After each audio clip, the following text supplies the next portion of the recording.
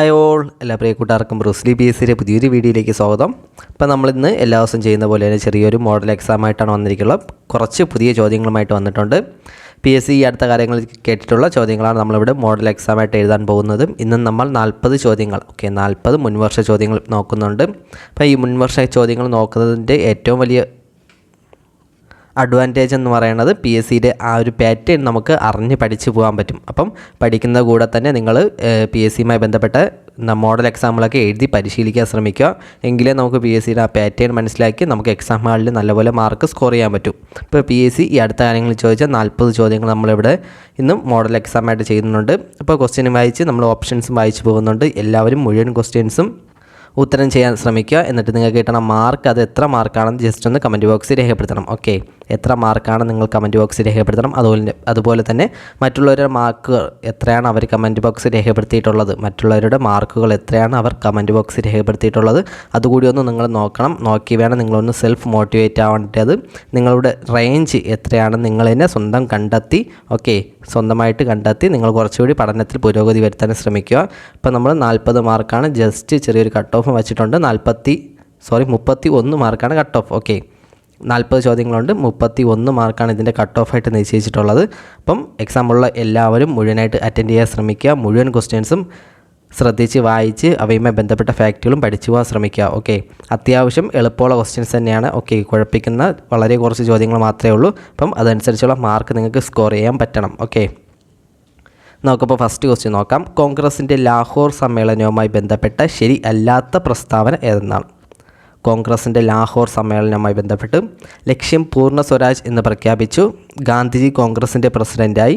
Civil നിയമലംഘന പ്രസ്ഥാനം തുടങ്ങാൻ തീരുമാനിച്ചു. ഇതിലേതാണ് ശരിയല്ലാത്ത സ്റ്റേറ്റ്മെൻറ്റ്? ഏതൊക്കെയാണ് ബന്ധമില്ലാത്ത സ്റ്റേറ്റ്മെൻറ്റുകൾ? ഓപ്ഷൻ ബി ആണ്. 2 മാത്രമാണ്. ലക്ഷ്യം പൂർണ്ണ സ്വരാജ് പ്രഖ്യാപനമായിരുന്നു. ഗാന്ധിജി കോൺഗ്രസിൻ്റെ പ്രസിഡൻ്റായില്ല. ഗാന്ധിജി പ്രസിഡൻ്റായ INC സമ്മേളനം ഏതാണ്? ബെൽഗ്രാം. ബെല്ലാണ്. ബെൽഗ്രാം സമ്മേളനമാണ്. ഗാന്ധിജി വന്നപ്പോൾ എല്ലാവരും മണിയൊക്കെ അടിച്ചുകൊണ്ടെന്ന് ഓർത്താൽ മതി. അപ്പം 1924 ബെൽഗ്രാം സമ്മേളനമാണ്. ബെൽഗ്രാം സമ്മേളനത്തിനാണ് മഹാത്മാഗാന്ധിജി INC പ്രസിഡൻ്റായത്. അപ്പം ഇത് ലാഹോർ സമ്മേളനം 1929 ലാഹോർ സമ്മേളനത്തിന് ആരായിരുന്നു? നമ്മുടെ നെഹ്റു ആയിരുന്നു. ജവഹർലാൽ നെഹ്റു ആയിരുന്നു അതിൻ്റെ അധ്യക്ഷൻ. അപ്പോൾ 2 നോക്കണം. 1924 ബെൽഗ്രാം സമ്മേളനത്തിനാണ് മഹാത്മാഗാന്ധിജി അധ്യക്ഷനായത്. 1929 ലാഹോർ സമ്മേളനത്തിൽ ജവഹർലാൽ നെഹ്റു ആയിരുന്നു. അതുപോലെ തന്നെ സിവിൽ നിയമലംഘന പ്രസ്ഥാനം തുടങ്ങാൻ തീരുമാനിച്ചതും നമ്മുടെ 1929 ലാഹോർ സമ്മേളനത്തിലാണ്. അതുപോലെ തന്നെ പൂർണ്ണ സ്വരാജ് പ്രഖ്യാപനം ജവഹർലാൽ നെഹ്റു പ്രസിഡൻ്റായിരുന്നു. നമ്മുടെ 1930 ജനുവരി 26 സ്വതന്ത്ര ദിനമായിട്ട് ആഘോഷിക്കാൻ തീരുമാനിച്ച സമ്മേളനം ലാഹോർ സമ്മേളനമാണ്. 1930 ജനുവരി 26 സ്വാതന്ത്ര്യ ദിനമായിട്ട് ആഘോഷിക്കാൻ തീരുമാനിച്ച സമ്മേളനം ലാഹോർ സമ്മേളനമാണ്. അതുപോലെ തന്നെ 1929 ഡിസംബർ മാസം 31 നമ്മുടെ ജവഹർലാൽ നെഹ്റു ആണെങ്കിൽ ഇന്ത്യൻ പതാക ഉയർത്തിയതും ഈ സമ്മേളനത്തിൻ്റെ ഇടയിൽ വെച്ചാണ്. 1929 ഡിസംബർ 31 ജവഹർലാൽ നെഹ്റു ഈ ഇന്ത്യയുടെ പതാക ഉയർത്തിയിട്ടുണ്ട്. അപ്പോൾ അതുകൂടി ഒന്ന് ഓർക്കണം. ഇത്രയും പോയിന്റുകളാണ് പ്രധാനപ്പെട്ട ഉള്ളത്. അടുത്ത ക്വസ്റ്റ്യൻ നോക്കാം. 2ാമത്തെ ക്വസ്റ്റ്യനാണ് ഗാന്ധിജിയുടെ ആദ്യകാല സമരങ്ങൾ ഏവയെന്നാണ്? ഗാന്ധിജിയുടെ ആദ്യകാല സമരങ്ങൾ ഏതൊക്കെയാണ് ഗാന്ധിജിയുടെ ആദ്യകാല സമരങ്ങൾ? ഓപ്ഷൻ ബി ആണ്. 1, 3 ഖേദ സമരവും അതുപോലെ തന്നെ ചമ്പാരൻ സത്യാഗ്രഹം. ഖേദ സമരത്തിൻ്റെ വർഷം എന്നാണ്? 1918 ആണ്. 1918 ഖേദ സമരം. അതുപോലെ ചമ്പാരൻ സമരം 1918 ഖേദയും ചമ്പാരൻ 17 ചമ്പാരൻ സത്യാഗ്രഹം 17. അഹമ്മദാബാദ് മിൽ സമരം. അഹമ്മദാബാദ് മിൽ സമരമാണ് ഏതാണ്? 1918. 1918 2 നടന്നിട്ടുണ്ട് ഗാന്ധിജിയുടെ നേതൃത്വത്തിൽ. ഒന്ന് ഖേദ സമരവും അതുപോലെ അഹമ്മദാബാദ് മിൽ സമരം. അഹമ്മദാബാദ് മിൽ സമരം. ചമ്പാരൻ സത്യാഗ്രഹം 1917. ഗാന്ധിജിനെ ചമ്പാരനിലേക്ക് ക്ഷണിച്ച നേതാവാരാണ്? കേട്ടിട്ടുള്ളതാണ് PSC. രാജ്കുമാർ ശുക്ലയാണ്. രാജ്കുമാർ ശുക്ലയാണ് ഗാന്ധിജീനെ ചമ്പാരനിലേക്ക് ക്ഷണിച്ചത്. അതായത് ചമ്പാരനിലെ നീലം കർഷകരുടെ കഷ്ടപ്പാടുകളൊക്കെ ഗാന്ധിജിനെ നേരിട്ട് കണ്ട് പറഞ്ഞ് ഗാന്ധിജീനെ ചമ്പാരനിലേക്ക് ക്ഷണിച്ചത് രാജ്കുമാർ ശുക്ല എന്ന വ്യക്തിയാണ്. അതുപോലെ തന്നെയാണ് 1916 എന്താണ് ലക്നൗ INC സമ്മേളനത്തിൽ നമ്മുടെ ചമ്പാരൻ സത്യാഗ്രഹവുമായി ബന്ധപ്പെട്ട് നീലം കർഷകരോടുള്ള സഹതാപ പ്രകടനത്തിനുമായി ബന്ധപ്പെട്ട് ചെറിയൊരു പ്രമേയം അവതരിപ്പിച്ച ആരെന്ന് കേട്ടുകഴിഞ്ഞാൽ അത് ആരാണ്? ബ്രിജ് ബാബു കിഷോർ പ്രസാദാണ്. ഓക്കെ, ബാബു കിഷോർ പ്രസാദാണ്. ഓക്കെ, ബാബു കിഷോർ പ്രസാദാണ്. ബ്രിഡ്ജ് ബാബു കിഷോർ പ്രസാദ് എന്ന വ്യക്തിയാണ് 1916 INC സമ്മേളനത്തിൽ 1916 INC സമ്മേളനം എവിടെ വെച്ചാണ് നടന്നത്? ലക്നൗവിൽ വെച്ചാണ് നടന്നത്. ആ സമ്മേളനത്തിൽ നീലം കർഷകരുമായി ബന്ധപ്പെട്ട പ്രമേയം അവതരിപ്പിച്ച വ്യക്തി ആരെന്ന് കേട്ടുകഴിഞ്ഞാൽ എവിടെയാണ്? ബ്രിഡ്ജ് ബാബു കിഷോർ പ്രസാദാണ്. അതുപോലെ തന്നെ ചമ്പാരൻ എവിടെയാണ് സ്ഥിതി ചെയ്യുന്നത്? നമ്മുടെ ബീഹാറിലാണ്. ഓക്കെ, ബീഹാറിലാണ് ചമ്പാരൻ സ്ഥിതി ചെയ്യുന്നത്. അതുപോലെ PSC കേട്ടിട്ടുള്ളതാണ് തിങ്കതീയ സമ്പ്രദായം. തിങ്കതീയ സമ്പ്രദായം എന്തുമായി ബന്ധപ്പെട്ടാണ്? തിങ്കതീയ സമ്പ്രദായം അത് ചമ്പാരൻ സത്യാഗ്രഹവുമായി ബന്ധപ്പെട്ടാണ് തിങ്കതീയ സമ്പ്രദായം. ചമ്പാരനിലെ സത്യാഗ്രഹവുമായി ബന്ധപ്പെട്ട് നടന്ന ഒരു കമ്മീഷൻ ഉണ്ടായിരുന്നു. ഏത് കമ്മീഷനാണ്? ചമ്പാരൻ സത്യാഗ്രഹത്തെക്കുറിച്ച് അന്വേഷിച്ച കമ്മീഷൻ ഏതാണ്? സർ എഡ്വേർഡ് ഗേറ്റ് കമ്മീഷനാണ്. ഓക്കെ, എഡ്വേർഡ് ഗേറ്റ് കമ്മീഷനായിരുന്നു ചമ്പാരൻ സത്യാഗ്രഹവുമായി ബന്ധപ്പെട്ട കമ്മീഷൻ. ഈ കമ്മീഷനിൽ നോക്കേണ്ട പ്രധാനപ്പെട്ട ഒരാളാണ് നമ്മുടെ ഗാന്ധിജി. ഗാന്ധി ഈ കമ്മീഷനിൽ അംഗമായിരുന്നു. ഓക്കെ, ഗാന്ധിജി ഈ കമ്മീഷനിൽ അംഗമായിരുന്നു. ഈ കമ്മീഷൻ്റെ റിപ്പോർട്ട് പ്രകാരം എന്താണ്?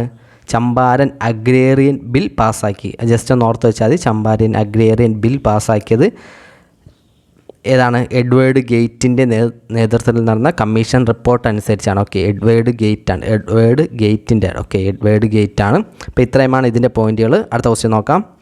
മൂന്നാമത്തെ ക്വസ്റ്റ്യനാണ് ക്യാബിനറ്റ് മിഷനിൽ അംഗമല്ലാതിരുന്ന വ്യക്തികൾ ആരെന്നാണ്? ക്യാബിനറ്റ് മിഷനിൽ അംഗമല്ലാതിരുന്ന വ്യക്തികൾ mount batten, Irwin, AV Alexander, Stafford Cripps. ആരൊക്കെയാണ് അംഗമല്ലാത്ത വ്യക്തികൾ? ആരൊക്കെയെന്നാണ്? ഓപ്ഷൻ A ആണ്. ഓക്കെ, 1ഉം 2ഉമാണ്. ഓക്കെ, മൗണ്ട് ബാറ്റൻ ഇല്ലായിരുന്നു, അതുപോലെ തന്നെ ഇർവിൻ പ്രഭു ഇല്ലായിരുന്നു. ആരൊക്കെയായിരുന്നു അപ്പോൾ അംഗങ്ങൾ? AV അലക്സാണ്ടർ ഉണ്ടായിരുന്നു, അതുപോലെ സ്റ്റഫോർഡ് ക്രിപ്സ് ഉണ്ടായിരുന്നു. ഓക്കെ, നമ്മുടെ ക്രിപ്സ് മിഷൻ്റെ അംഗം ഉണ്ടല്ലോ, അയാൾ തന്നെയാണ് സ്റ്റഫോർഡ് ക്രിപ്സ്, അയാളും ഉണ്ടായിരുന്നു. AV അലക്സാണ്ടർ ഉണ്ടായിരുന്നു. അതുപോലെ തന്നെ ഇതിൻ്റെ ക്യാപ്റ്റൻ ആരായിരുന്നു? പെതവിക് ലോറൻസ് എന്ന വ്യക്തിയായിരുന്നു. ഓക്കെ, ലോറൻസ് ആയിരുന്നു. അപ്പം ഇത്രയും പേരെയായിരുന്നു മെയിൻ അംഗങ്ങൾ. ക്യാബിനറ്റ് മിഷൻ്റെ ഇത് വർഷം എന്നാണ്? ക്യാബിനറ്റിൻ്റെ ഈ അടയാളം ഉണ്ടല്ലോ, ഓക്കെ, ഈ അടയാളം ഇതൊന്ന് തിരിച്ചിട്ടത് അത് എത്രയാണ്? 1946. ഇതൊരു 6 പോലെയല്ലേ ഇരിക്കുന്നത്. അപ്പം 1946 ക്യാബിനറ്റ് മിഷൻ വരുന്നത്. 1946 3-ാം മാസം മാർച്ച് 23-നാണ് ഇന്ത്യയിലെത്തുന്നത്. ഓക്കെ, 1946 മാർച്ച് 23-നാണ് 1946 മാർച്ച് 23-നാണ് ക്യാബിനറ്റ് മിഷൻ ഇന്ത്യയിൽ എത്തുന്നത്. നാലാമത്തെ ചോദ്യമാണ് സൈനിക സഹായ വ്യവസ്ഥയുമായി ബന്ധപ്പെടാത്ത പ്രസ്താവനകൾ ഏതൊക്കെയെന്നാണ്? 1798 നടപ്പിലാക്കിയത്. കൈഡ്സൺ പ്രഭുവാണ് നടപ്പിലാക്കിയത്. അംഗമാകുന്ന രാജ്യം കമ്പനിയുടെ സൈന്യം നിലനിർത്തണം. ഏതാണ്? ബന്ധപ്പെടാത്ത പ്രസ്താവന ഏതാണ്? ഓപ്ഷൻ B ആണ്. ഓക്കെ, 2 മാത്രമാണ്. 1798 നടപ്പിലാക്കി. അംഗമാകുന്ന രാജ്യം കമ്പനിയുടെ സൈന്യത്തെ നിലനിർത്തണം. കൊണ്ടുവന്ന ആരാണിത്? സൈനിക സഹായ വ്യവസ്ഥ ആരാണ്? റിച്ചാർഡ് വെല്ലസ്ലിയാണ്. ഓക്കെ, റിച്ചാർഡ് വെല്ലസ്ലിയാണ് സൈനിക സഹായ വ്യവസ്ഥ കൊണ്ടുവരുന്നത്. റിച്ചാർഡ് വെല്ലസ്ലിയുടെ ഇന്ത്യയിൽ ഭരണം നടത്തിയ കാലഘട്ടം എപ്പോഴാണ്? 1798 to 805 വരെയാണ്. ഓക്കെ, ഇത് പഠിക്കേണ്ട, ജസ്റ്റ് പറഞ്ഞതേ ഉള്ളൂ. 1798 to 789. ഓക്കെ, 1798 to 1805 കാലഘട്ടത്താണ് ബ്രിട്ടീഷ് ഇന്ത്യയിലെ അക്ബർ എന്നറിയപ്പെടുന്നത് ആരാണ്? റിച്ചാർഡ് വെല്ലസ്ലിയാണ്. ഓക്കെ, ബ്രിട്ടീഷ് ഇന്ത്യയിലെ അക്ബർ. ഇതെങ്ങനെ ഓർക്കാം? അക്ബർ അറിയാലോ, അക്ബർ പണ്ടത്തെ രാജാവല്ലേ. രാജാവിൻ്റെ കയ്യിൽ എന്ത് കാണും? അമ്പും വില്ലും കാണുമല്ലോ. അപ്പോൾ വില്ല് വെല്ലസ്ലി അങ്ങനെ ഓർത്താൽ മതി. ഓക്കെ, ബ്രിട്ടീഷ് ഇന്ത്യയിലെ അക്ബർ എന്നറിയപ്പെടുന്നത് റിച്ചാർഡ് വെല്ലസ്ലിയാണ്. അപ്പം ബ്രിട്ടീഷ് ഇന്ത്യയിലെ ബാബർ ആരാണ്? ബ്രിട്ടീഷ് ഇന്ത്യയിലെ ബാബർ എന്നറിയപ്പെടുന്ന ആരാണ്? അത് റോബർട്ട് ക്ലൈവ് ആണ്. ഓക്കെ, റോബർട്ട് ക്ലൈവ് ആണ് ബ്രിട്ടീഷ് ഇന്ത്യയിലെ ബാബർ. ഓക്കെ, ബ്രിട്ടീഷ് ഇന്ത്യയിലെ ബാബർ റോബർട്ട് ക്ലൈവ് ആണ്. അതുപോലെ ബ്രിട്ടീഷ് ഇന്ത്യയിലെ ഇത് അക്ബർ എന്ന് പറയുന്നത് റിച്ചാർഡ് വെല്ലസ്ലിയാണ്. ബാർബർ നമുക്കറിയാമല്ലോ, നമ്മുടെ മുടി വെട്ടാൻ പോണ ബാർബറിനെ ഓർത്താൽ മതി. ബാർബർ എന്താണ്? പോയിട്ട് നമ്മൾ ക്ലീൻ ഷേവ് ചെയ്യാൻ പറയില്ല, അപ്പോൾ ക്ലൈവ്. ഓക്കെ, അപ്പോൾ റോബർട്ട് ക്ലൈവ് ആണ് ബ്രിട്ടീഷ് ഇന്ത്യയിലെ ബാബർ. അതുപോലെ തന്നെ ബ്രിട്ടീഷ് ഇന്ത്യയിലെ അക്ബർ എന്നറിയപ്പെടുന്നത്, അക്ബർ രാജാവായിട്ട് അമ്പും വില്ലും കാണും. Richard Wellesley. ബ്രിട്ടീഷ് ഇന്ത്യയിലെ ബാബറിൻ്റെ അടുത്ത് പോയി നമ്മൾ എന്തിനാണ് പറയണത്? ബാർബറിൻ്റെ അടുത്ത് പോയി ക്ലീൻ ഷേവ് ചെയ്യാൻ പറഞ്ഞേ, ക്ലീൻ. അപ്പം റോബർട്ട് ക്ലൈവ്. ഓക്കെ, ജസ്റ്റ് ഒന്ന് കണക്ട് ചെയ്ത് വയ്ക്കുക, റോബർട്ട് ക്ലൈവ് ആണ്. അടുത്ത ക്വസ്റ്റ്യനാണ്, 5ാമത്തെ ക്വസ്റ്റ്യനാണ് ഖിലാഫത്ത് പ്രസ്ഥാനവുമായി ചേർത്ത് പറയേണ്ട പേരുകൾ. ഖിലാഫത്ത് പ്രസ്ഥാനവുമായി ബന്ധപ്പെട്ട് ചേർത്ത് പറയേണ്ട പേരുകൾ ഏതൊക്കെയെന്നാണ്? മൗലാന മുഹമ്മദ് അലി ജിന്ന, സാലിം അലി, മൗലാന ഷൗക്കത്ത് അലി. ഉത്തരം ഏതാണ്? ഓപ്ഷൻ സി ആണ്. ഓക്കെ, 1ഉം 4ഉമാണ്. ഓക്കെ, 1ഉം 4ഉമാണ്. മൗലാന മുഹമ്മദ് അലിയും മൗലാന ഷൗക്കത്ത് അലിയുമാണ്. 6ാമത്തെ ചോദ്യമാണ്, ഇന്ത്യയിലെ ഭരണഘടനയിൽ നിർദ്ദേശക തത്വങ്ങൾ ഏത് രാജ്യത്ത് നിന്നാണ് സ്വീകരിച്ചത്? നിർദ്ദേശക തത്വങ്ങൾ ഏത് രാജ്യത്ത് നിന്നാണ്? എവിടെയാണ് നിർദ്ദേശക തത്വങ്ങൾ? നമുക്കറിയാം, നമുക്ക് എന്തെങ്കിലും ഒരു ആവശ്യം വന്നാൽ നമുക്ക് വേണ്ട നിർദ്ദേശങ്ങൾ തരുന്നത് ആരാണ്? വേണ്ടാത്ത ആവശ്യമില്ലാത്തതുമായ നിർദ്ദേശങ്ങൾ തരുന്ന ആരാണ്? നമ്മുടെ അയൽക്കാരല്ലേ. അപ്പോൾ അയൽക്കാർ അയർലാൻഡ്. ഓക്കെ, അപ്പം നമുക്ക് നിർദ്ദേശങ്ങൾ തരുന്നത് അയൽക്കാർ അയർലാൻഡ്. അപ്പം ഇന്ത്യൻ ഭരണഘടനയുടെ നിർദ്ദേശക തത്വങ്ങൾ ഏത് രാജ്യത്തു നിന്നാണ്? അയർലൻഡിൽ നിന്നാണ് കടമെടുത്തിട്ടുള്ളത്. ഓക്കെ, മാർഗ്ഗനിർദ്ദേശക തത്വങ്ങൾ അയർലൻഡിൽ നിന്നാണ്. അതുപോലെ തന്നെ പ്രസിഡൻറ്റിൻ്റെ തിരഞ്ഞെടുപ്പ്, ഓക്കെ, പ്രസിഡൻറ്റ് ഇലക്ഷൻ എവിടെ നിന്നാണ്? അതും അയർലൻഡിൽ നിന്നാണ്. ഓക്കെ, മാർഗ്ഗനിർദ്ദേശ തത്വങ്ങൾ പ്രസിഡൻറ്റ് ഇലക്ഷൻ അയർലൻഡിൽ നിന്നാണ്. അതുപോലെ തന്നെ രാജ്യസഭയിലേക്ക് അംഗങ്ങളെ നാമനിർദ്ദേശം ചെയ്യാനുള്ള രാഷ്ട്രപതിയുടെ അധികാരം, അതായത് രാജ്യസഭയിലൊക്കെ അംഗങ്ങളെ നോമിനേറ്റ് ചെയ്യുന്നത്, അത് അവിടെയാണ്. അതും അയർലൻഡിൽ നിന്നാണ് കടമെടുത്തിട്ടുള്ളത്. അപ്പോൾ അയർലൻഡിൽ നിന്ന് 3 ഉണ്ട്. ഒന്ന് മാർഗ്ഗനിർദ്ദേശ തത്വങ്ങൾ, അടുത്തത് പ്രസിഡൻറ്റ് ഇലക്ഷൻ, മൂന്നാമത്തേതാണ് രാജ്യസഭയിലേക്ക് ആളുകളെ നോമിനേറ്റ് ചെയ്യാനുള്ള പ്രസിഡൻറ്റിൻ്റെ അധികാരം അയർലൻഡിൽ നിന്നാണ് കടമെടുത്തിട്ടുള്ളത്. 7ാമത്തെ ചോദ്യമാണ്, സാർവത്രിക പ്രായപൂർത്തി വോട്ടവകാശം അനുസരിച്ച് ഇന്ത്യയിൽ തിരഞ്ഞെടുപ്പ് നടന്ന ആദ്യ പ്രദേശം ഏതാണ്?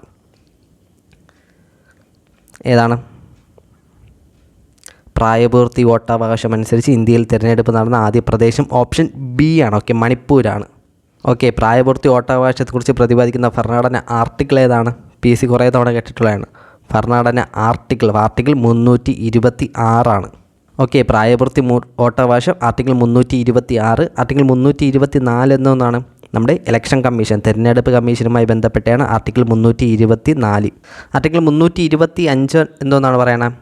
ആർട്ടിക്കിൾ 325 ജാതി, മതം, വംശം, ലിംഗം എന്നിവയുടെ പേരിൽ ആരെയും മാറ്റി നിർത്താനോ അല്ലെങ്കിൽ ആരെയും വോട്ടർ ലിസ്റ്റിൽ പ്രത്യേകം ആഡ് ചെയ്യാനോ പാടില്ല എന്ന് പ്രതിപാദിക്കുന്ന ആർട്ടിക്കിളാണ് ആർട്ടിക്കിൾ 325. ഓക്കെ, 324 ഇലക്ഷൻ കമ്മീഷൻ 325 അതിൻ്റെ വിവേചനത്തെക്കുറിച്ചാണ് പറയുന്നത്. ജാതി, വംശം, മതം, ലിംഗം എന്നതിൻ്റെ പേരിൽ ആരെയും പ്രത്യേകമായിട്ട് ഇലക്ട്രൽ കോളേജിൽ ആഡ് ചെയ്യുകയോ അല്ലെങ്കിൽ മാറ്റി നിർത്തുകയോ ചെയ്യില്ല എന്ന് പറയുന്നത് ആർട്ടിക്കിൾ 325 ആർട്ടിക്കിൾ 326 പ്രായപൂർത്തി വോട്ടവകാശത്തെക്കുറിച്ച് പ്രതിപാദിക്കുന്നതാണ് ആർട്ടിക്കിൾ 326. ആർട്ടിക്കിൾ 329 ഇമ്പോർട്ടൻ്റ് ആണ്. ആർട്ടിക്കിൾ 329 തിരഞ്ഞെടുപ്പ് വിഷയങ്ങളുമായി ബന്ധപ്പെട്ട എന്തെങ്കിലും കാര്യത്തിൽ കോടതി ഇടപെടലിന് വിലക്കുണ്ട് എന്ന് പറയുന്നതാണ് ആർട്ടിക്കിൾ 329. ഓക്കെ, തിരഞ്ഞെടുപ്പ് വിഷയങ്ങളിൽ കോടതികളുടെ ഇടപെടലിന് വിലക്കുണ്ട് എന്ന് പ്രതിപാദിക്കുന്ന ആർട്ടിക്കിളാണ് ആർട്ടിക്കിൾ 329. അപ്പോൾ ഇത്രയും ആർട്ടിക്കിൾ ഒന്ന് പഠിച്ചു വയ്ക്കണം. അതേപോലെ നിലവിൽ വോട്ടവകാശത്തിനുള്ള ഏജ് അറിയാമല്ലോ, 18 വയസ്സാണ്. ഈ 18 വയസ്സാക്കിയ ഭേദഗതി ഏതാണ്? നേരത്തെ 21 വയസ്സായിരുന്നു, അത് 18 വയസ്സാക്കി കുറച്ച ഭേദഗതി ഏതാണ്? 61 ഭേദഗതി 1989. ഓക്കെ, 1989 രാജീവ് ഗാന്ധിയുടെ കാലത്താണ് 21 നിന്ന് 18 വയസ്സായിട്ട് വോട്ടവകാശത്തിൻ്റെ പ്രായപരിധി കുറച്ചത്. അതുപോലെ നിങ്ങൾ ശ്രദ്ധിക്കേണ്ട ഒരു കേസുണ്ട്, ഈ പോളിംഗ് ആരംഭിക്കുന്ന സമയം എത്രയാണ്? പോളിംഗ് ആരംഭിക്കുന്ന സമയം രാവിലെ 7 മണിയാണ്. ഓക്കെ, രാവിലെ 7 മണിക്കാണ് പോളിംഗ് ആരംഭിക്കുന്നത്.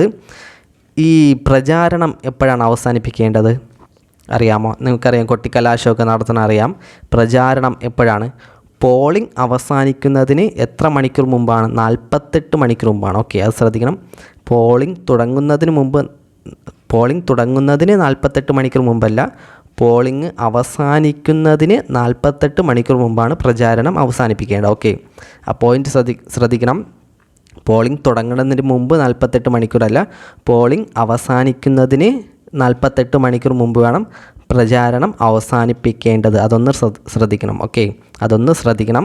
8ാമത്തെ ചോദ്യമാണ്, ഇന്ത്യൻ ഭരണഘടനയുടെ നിർമ്മാണ സഭയുടെ സമിതി അധ്യക്ഷൻ വ്യക്തി ആരായിരുന്നു? ഇന്ത്യൻ ഭരണഘടനയുടെ നിർമ്മാണ സഭയുടെ സമിതി അധ്യക്ഷൻ ആരായിരുന്നു? ഡോക്ടർ രാജേന്ദ്ര പ്രസാദ് ആയിരുന്നു. 9ാമത്തെ ചോദ്യം, ഇന്ത്യയിൽ ആദ്യമായി വിവരാവകാശ നിയമം നടപ്പിലാക്കിയ സംസ്ഥാനം?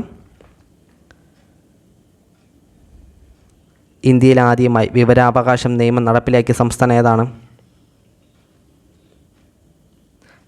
ഓപ്ഷൻ സി ആണ്, രാജസ്ഥാനാണ്. ഓക്കെ, ഓപ്ഷൻ സി രാജസ്ഥാനാണ്. വിവരാവകാശ നിയമത്തിൽ എത്ര വകുപ്പുകളുണ്ട്? എത്ര വകുപ്പുകളുണ്ട് വിവരാവകാശ നിയമത്തിൽ? RTA ആക്ട് 2005 RTA ആക്റ്റിൽ വിവരാവകാശ നിയമത്തിൽ എത്ര വകുപ്പുകളുണ്ട്? 6 വകുപ്പുകളാണുള്ളത്. ഓക്കെ, വകുപ്പുകളല്ല, 6 ചാപ്റ്റേഴ്സ് ഉണ്ട്, 31 വകുപ്പുകളുണ്ട്. ഓക്കെ, 6 ചാപ്റ്റേഴ്സ് 6 ഉണ്ട്, 31 വകുപ്പുകളുണ്ട്. ഓക്കെ, അതുപോലെ 2 പട്ടിക ഉണ്ട്. ഓക്കെ, 2 പട്ടിക, അത് ഇമ്പോർട്ടൻ്റ് അല്ല. ഓക്കെ, 6 ചാപ്റ്റേഴ്സ് ഉണ്ട്, 31 വകുപ്പുകളുണ്ട്. ഈ 6 ചാപ്റ്റേഴ്സിൽ 3-ാമത്തെ ചാപ്റ്ററാണ് എന്താണ്? ദേശീയ വിവരാവകാശ കമ്മീഷനെ കുറിച്ച് പ്രതിപാദിക്കുന്നത്. അതുപോലെ 4-ാമത്തെ ചാപ്റ്ററാണ് സംസ്ഥാന വിവരാവകാശ കമ്മീഷനെ കുറിച്ച് പ്രതിപാദിക്കുന്നത്. ഓക്കെ, അതൊന്ന് ശ്രദ്ധിക്കണം. ദേശീയം, നമ്മൾ ദേശീയം ഇങ്ങനെയല്ലേ എഴുതണേ? ദേശീയം. ഓക്കെ, ഇങ്ങനെ വരില്ല. അപ്പോൾ ഇതൊന്ന് ജസ്റ്റ് ഒന്ന് ഓർത്ത് 3 പോലെ ഇരിക്കണല്ലേ. അപ്പം വെറും 3. ഓക്കെ, അപ്പം 3-ാമത്തെ ചാപ്റ്ററിലാണ് ദേശീയ വിവരാവകാശ കമ്മീഷൻ. ഓക്കെ, ദേശീയം എന്ന് എഴുതുമ്പോൾ ഇങ്ങനെയല്ലേ എഴുതണം. അപ്പം 3. ഓക്കെ, 3. അതിൻ്റെ അടുത്ത് പറഞ്ഞ ഏതാണ്? സംസ്ഥാനം. ഓക്കെ, സ്റ്റേറ്റ് വിവരാവകാശ കമ്മീഷനെ കുറിച്ച് പ്രതിപാദിക്കുന്ന ചാപ്റ്ററാണ് 4. അപ്പം 3, 4 കിട്ടിയല്ലോ. ഇനി ദേശീയ വിവരാവകാശ കമ്മീഷനെ കുറിച്ച് പ്രതിപാദിക്കുന്ന ആർട്ടിക്കിൾ ഏതാണ്? ഈ ആക്റ്റിലെ ആർട്ടിക്കിൾ അല്ലെങ്കിൽ വകുപ്പ് ഏതാണ്? വകുപ്പ് നമ്മൾ നേരത്തെ 3 എന്ന് പറഞ്ഞില്ലേ, അതായത് 1+2 അല്ലേ 3, അതായത് 12 ഓക്കെ, എത്രയാണ്? 12. ഓക്കെ, 12 വകുപ്പ്. ഓക്കെ, ദേശീയ വിവരാവകാശ കമ്മീഷനിലെ 12-ാമത്തെ വകുപ്പിലാണ് ദേശീയ വിവരാവകാശ കമ്മീഷനെ കുറിച്ച് പ്രതിപാദിക്കുന്നത്. അതുപോലെ തന്നെ ഏതാണ്? 13-ൽ അപ്പോൾ എന്തായിരിക്കും? കമ്മീഷനെ കുറിച്ച് പ്രതിപാദിക്കുന്നുണ്ട്. അപ്പോൾ കമ്മീഷൻ്റെ കാലാവധി സേവന വ്യവസ്ഥയെക്കുറിച്ചും 13. ഓക്കെ, 13-ൽ കമ്മീഷൻ്റെ സേവന വ്യവസ്ഥയും കാലാവധി. 14-ൽ എന്തായിരിക്കും? കമ്മീഷനിലുള്ള അംഗങ്ങളുടെ നീക്കം ചെയ്യൽ. ഓക്കെ, 14. അപ്പം 12, 13, 14. ഓക്കെ, നമ്മൾ നേരത്തെ പറഞ്ഞ ചാപ്റ്റർ 3-ലാണ് ദേശീയ വിവരാവകാശ കമ്മീഷനെ കുറിച്ച് പ്രതിപാദിക്കുന്നത്. അതിലുള്ള വകുപ്പ് നേട്ടിനാൽ 12-ാം വകുപ്പ്. 1+2 3 കിട്ടണത്. ജസ്റ്റ് ഓർത്ത് വയ്ക്കാൻ പറഞ്ഞതേ ഉള്ളൂ. 12-ൽ ദേശീയ വിവരാവകാശ കമ്മീഷനെ കുറിച്ച് പ്രതിപാദിക്കുന്നു. 13-ൽ ഏതാണ്? കാലാവധി, അവരുടെ കാലാവധി സേവന വ്യവസ്ഥകളും. 14-ൽ അവരെ നീക്കം ചെയ്യേണ്ടത്. ഇനി ഇതേ സംഭവം തന്നെ റിപ്പീറ്റ് ചെയ്ത് പറഞ്ഞത് ഏതാണ്? 15-ൽ ഏതായിരിക്കും? ദേശീയ തലത്തിൽ പറഞ്ഞ് ഇപ്പോൾ എന്താണ്? സംസ്ഥാന തലത്തിലുള്ള. ഓക്കെ, സംസ്ഥാന തലത്തിലുള്ള വിവരാവകാശ കമ്മീഷനെ കുറിച്ച് പ്രതിപാദിക്കുന്ന 15. 16 എന്തരായിരിക്കും? സെയിം. എന്താണ് ഇവിടെ പറഞ്ഞത്? ഏതാണ്?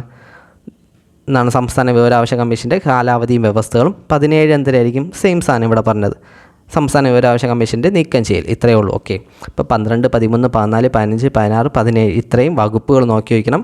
അതിൽ ദേശീയ വിവരാവകാശ കമ്മീഷനെ കുറിച്ച് പ്രതിപാദിക്കുന്ന ചാപ്റ്റർ 3 സംസ്ഥാന വിവരാവകാശ കമ്മീഷനെ കുറിച്ച് പ്രതിപാദിക്കുന്ന ചാപ്റ്റർ 4. ഓക്കെ, അപ്പോൾ ഇത്രയും കാര്യങ്ങളും ജസ്റ്റ് ഒന്ന് നോക്കി വയ്ക്കുക. അഥവാ നമുക്ക് സ്റ്റേറ്റ്മെൻറ്റിലൊക്കെ ചോദിക്കണതാണ്. ഇപ്പം എന്താണ് നമ്മുടെ പോക്സോ അതുപോലെ RTA ആക്ട് ഇതിൻ്റെയൊക്കെ സെക്ഷൻസൊക്കെ PSC ഇപ്പം കേൾക്കണുണ്ട്. അപ്പോൾ അത്രയും ഒന്ന് ജസ്റ്റ് ഒന്ന് നോക്കി വയ്ക്കുക. ഓക്കെ, 10-ാമത്തെ ചോദ്യമാണ്. താഴെ പറയുന്നവരിൽ മൗലിക അവകാശങ്ങളിൽ ഭേദഗതി വരുത്തുവാൻ അധികാരമുള്ളത് ആർക്ക്? മൗലിക അവകാശങ്ങളിൽ ഭേദഗതി വരുത്താൻ അധികാരമുള്ളത് ആർക്കാണ്? ഓപ്ഷൻ സി ആണ്, പാർലമെൻറ്റിനാണ്. 11-ാമത്തെ ചോദ്യമാണ്. താഴെ കൊടുത്തിരിക്കുന്നവരിൽ ശരി അല്ലാത്തത് ഏതെന്നാണ്? വൈക്കം സത്യാഗ്രഹം, പാലിയം സത്യാഗ്രഹം, ഗുരുവായൂർ സത്യാഗ്രഹം.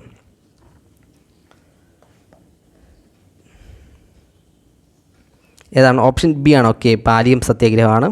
എന്നാണ് പാലിയം സത്യാഗ്രഹം തുടങ്ങിയത്? പാലിയം സത്യാഗ്രഹം തുടങ്ങിയെന്നാണ് 1947 ഡിസംബർ 4-ലാണ് പാലിയം സത്യാഗ്രഹം തുടങ്ങുന്നത്. ഡിസംബർ 4, 47, 48 വരെ നിന്നിട്ടുണ്ട്. ഓക്കെ, സത്യാഗ്രഹം നിന്നിട്ടുണ്ട്. അപ്പം 1947, 48 കാലഘട്ടത്തിൽ. 12-ാമത്തെ ചോദ്യമാണ്. താഴെ തന്നിരിക്കുന്നവരിൽ ചട്ടമ്പി സ്വാമികളുടെ രചനകൾ ഏവയെന്നാണ്? ചട്ടമ്പി സ്വാമിയുടെ രചനകൾ ഏവയെന്നാണ്? വേദാധികാര നിരൂപണം, ആത്മോപദേശ ശതകം, അഭിനവ കേരളം, ആദിഭാഷ. ഏതൊക്കെയാണ്? ഓപ്ഷൻ എ ആണ്. ഓക്കെ, 1, 4.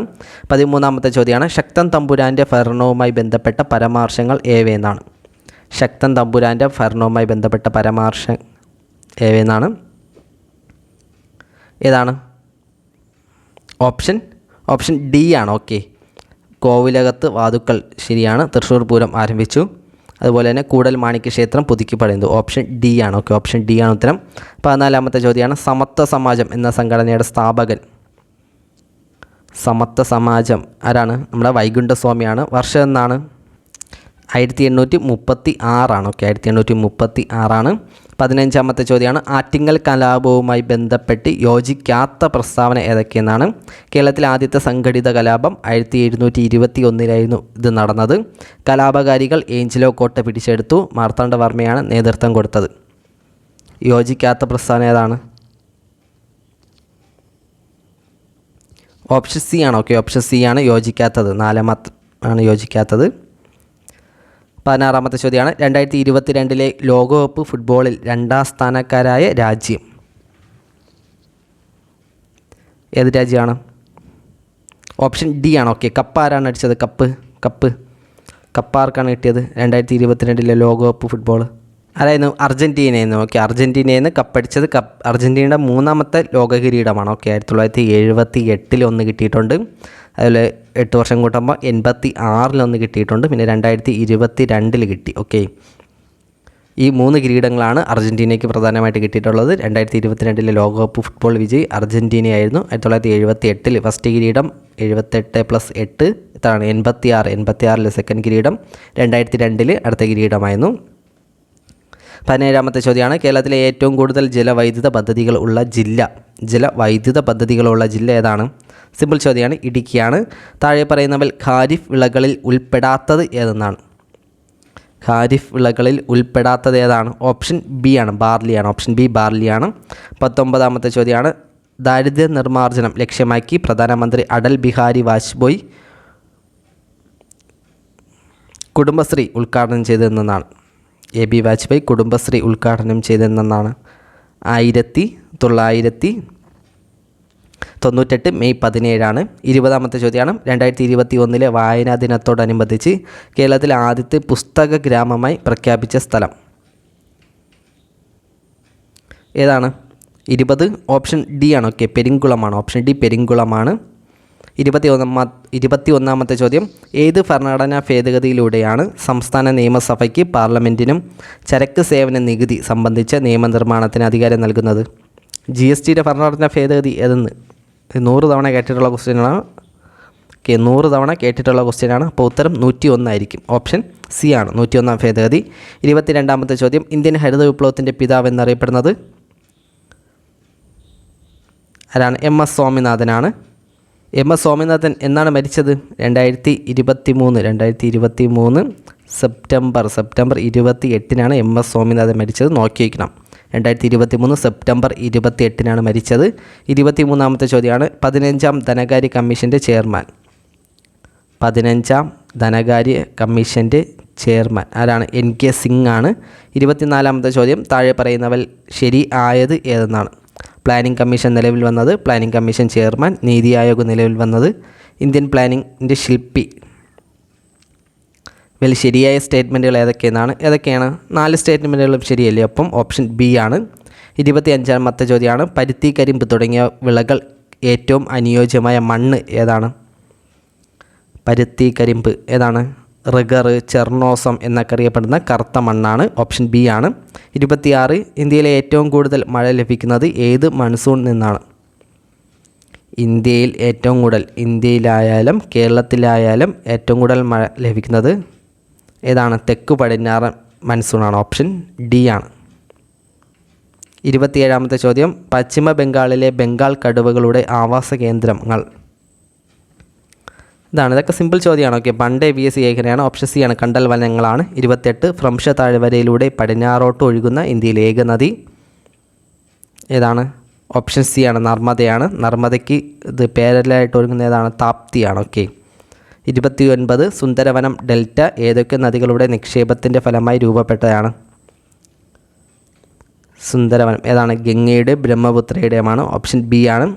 30ാമത്തെ ചോദ്യം ഇന്ത്യയിലെ ആദ്യത്തെ ബിസിനസ് ജെറ്റ് ടെർമിനൽ എവിടെയാണ് സ്ഥാപിതമായത്? Business jet terminal option C ആണ്, കൊച്ചി അന്താരാഷ്ട്ര വിമാനത്താവളത്താണ്. 31 മിഷൻ ഭൂമിപുത്ര ആരംഭിച്ച സംസ്ഥാനം എവിടെയാണ്? അസാമിലാണ്. ഓക്കെ. 32 കേരളത്തിലെ ഏറ്റവും ജനസംഖ്യ വളർച്ചാ നിരക്കുള്ള ജില്ല ഏതായിരിക്കും? ഓപ്ഷൻ ഡി ആണ്, മലപ്പുറം ജില്ലയാണ്. 33 ജൂൺ മുതൽ സെപ്റ്റംബർ വരെ കേരളത്തിൽ അനുഭവപ്പെടുന്ന മൺസൂൺ ഏതെന്നാണ്? നോക്കിയാൽ മതി, ഏതാണ്? ജൂൺ മുതൽ നല്ല മഴ ലഭിക്കുന്നതാണ്. നേരത്തെ പറഞ്ഞതാണ് കേരളത്തിലും ഇന്ത്യയിലും ഏറ്റവും കൂടുതൽ മഴ ലഭിക്കുന്നത് തെക്ക് പടിഞ്ഞാറൻ മൺസൂണാണ്. 34 ആര്യങ്കാവ് ചുരത്തിലൂടെ കടന്നു പോകുന്ന ദേശീയപാത Aryankavu NH 744 okay. NH 744. 35 Deccan പീഠഭൂമിയുടെ ഭാഗമായ കേരളത്തിലെ പ്രദേശം ഏതാണ്? ഡെക്കാൻ പീഠഭൂമിയുടെ ഭാഗമായ കേരളത്തിലെ പ്രദേശമാണ് വയനാടൻ പീഠഭൂമികൾ. 36 കേരളത്തിലെ പരുത്തി ഉൽപ്പാദിപ്പിക്കുന്ന ഏക ജില്ല. പരുത്തി ഉൽപ്പാദനത്തിന് ഏറ്റവും ആവശ്യമായ മണ്ണാണ് കറുത്ത മണ്ണ്. ഇപ്പം കേരളത്തിൽ കറുത്ത മണ്ണ് കാണപ്പെടുന്ന ഏക ജില്ലയെന്ന് കേട്ടാലും ഏതാണ്? ഓപ്ഷൻ D ആണ്, പാലക്കാട് ജില്ലയാണ്.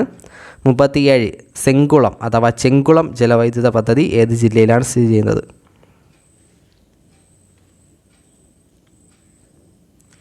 ഏത് ജില്ലയിലാണ് ചെങ്കുളം? ഓപ്ഷൻ B ആണ്, ഇടുക്കി ജില്ലയിലാണ്. 38ാമത്തെ ചോദ്യം, കേരളത്തിലെ പക്ഷിഗ്രാമം എന്നറിയപ്പെടുന്ന പ്രദേശം. കേരളത്തിലെ പക്ഷിഗ്രാമം എവിടെയാണ്? Option B നൂറനാടാണ്. നൂറുകണക്കിന് പക്ഷികൾ വരും, അതുകൊണ്ടാണ് നൂറനാടെന്ന് പറയുന്നത്. 39 ഏറ്റവും കൂടുതൽ കടൽ തീരമുള്ള കേരളത്തിലെ ജില്ല. ഏറ്റവും കൂടുതൽ തീരദേശമുള്ള കേരളത്തിലെ ജില്ല ഏതാണ്? ഏറ്റവും കുറവെങ്കിൽ കൊല്ലമാണ്, ഏറ്റവും കൂടുതലെങ്കിൽ കണ്ണൂരാണ്. 40ാമത്തെ ചോദ്യമാണ്, അയ്യങ്കാളി ട്രോഫി വള്ളംകളി നടക്കുന്ന കേരളത്തിലെ ജലാംശം ഏതാണെന്നാണ്? അയ്യങ്കാളി ട്രോഫി ഏതാണ്? വെള്ളയാണിക്കായലാണ്. ഓപ്ഷൻ C ആണ്, വെള്ളയാണിക്കായലാണ്. അപ്പോൾ നിങ്ങൾക്ക് എത്ര മാർക്ക് ലഭിച്ചു എന്ന് ജസ്റ്റ് ഒന്ന് കമൻറ്റ് ബോക്സിൽ രേഖപ്പെടുത്തുക.